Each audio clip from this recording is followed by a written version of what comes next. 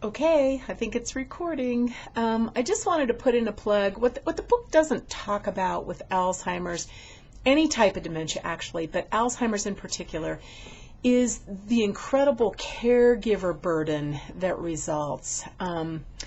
With Alzheimer's in particular, as the disease progresses, it really becomes unsafe to keep the person at home for the most part. And this is what so many families try to do. A person with very advanced dementia often really can't function in the normal world kinds of settings where phone rings and traffic comes and goes and the garbage truck is there at 3 in the morning and all of that stuff. They can't handle that kind of disruption of routine. And so they're awake at night, they're out trying to start the car, etc.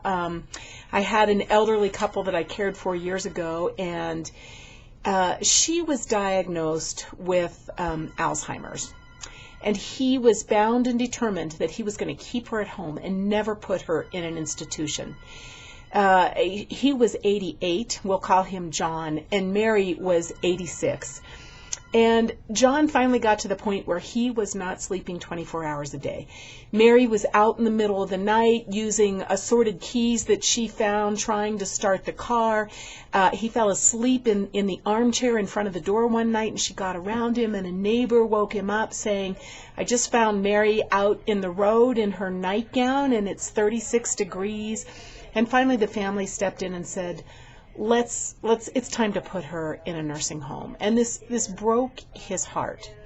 And the adding insult to injury, the other part of this is that Medicare does not cover nursing home costs for people with dementia.